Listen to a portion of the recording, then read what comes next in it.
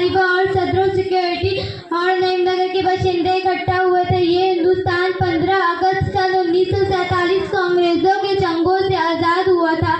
इस प्रोग्राम में हमारी कुछ सहेलियां यौम आज़ादी के बारे में कुछ बताना चाहेंगी। हिंदुस्तान की आज़ादी के बारे में हमारे मुस्लिम नौजवानों ने कितनी कुर्बानियाँ दी हैं।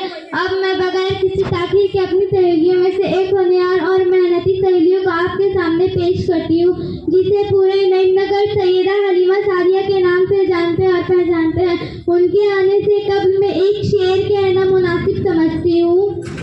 मजहब के नाम पर जुल्मों सितम हम नहीं करते, मजहब के नाम पर जुल्मों सितम हम नहीं करते, वफा की आड़ में सियासत हम नहीं करते। जमी के अंदर भी जाते हैं तो गुस्ल करके, जमी के अंदर भी जाते हैं तो गुस्ल करके, वतन की मिट्टी को हम नापाक नहीं करते। इसी शेर के साथ हलीमा सादिया।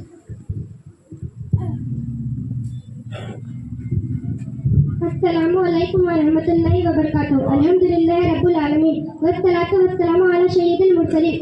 अम्मा बाद हुब्बुल वतनी इनाम। आज बहुत खुशी हो रही है कि मैं हलीमा सादिया, जो एक मदरसा रज़ाउल उलूम की एक छोटी सी तालिबा हूँ, आज मेरे उस्तादों ने और जुमला कमेटी और सदर सिक्योरिटी सभी ने मुझे इस यौम आज़ादी के मौके पर कुछ बोलने का मौका दिया। मैं दिल की गहराई से सबको शुक्रिया अदा करती हूँ। मजहब के नाम पर जुल्मों से हम नहीं करते, मजहब के नाम पर जुल्मों से हम नहीं करते, वफा की आड़ में सियासत हम नहीं करते। जमी के अंदर भी जाते हैं तो गुस्ल करके, जमी के अंदर भी जाते हैं तो गुस्ल करके, वतन की मिट्टी को नापाक हम नहीं करते। मिलेगी मंजिलें मकसूद हम ईमान रखते हैं, मिलेगी मंजिलें मकसूद हम ईमान रखते हैं। हम अपनी रहनुमाई के लिए कुरान रखते हैं। वफादारी वतन से हो यही कुरान कहता है, वफादारी वतन से हो यही कुरान कहता है। हम अपने दिल के आगोशे में हिंदुस्तान रखते हैं। सामईन हजरत, आज यौम आज़ादी है। इस आज़ादी में मुस्लिम और हिंदू और शिख और ईसाई सभी ने भरपूर हिस्सा लिया, बट मुसलमानों ने अपना तन मन धन सब कुछ कुर्बान कर दिया, जिसमें हमारे कुछ अकबरीन उलमा भी शामिल थे। उन उलमा में से एक नाम अल्लामा फजल हक खैरबादी का आता है। उन्होंने सबसे पहले अंग्रेजों के खिलाफ जिहाद का फतवा दिया था।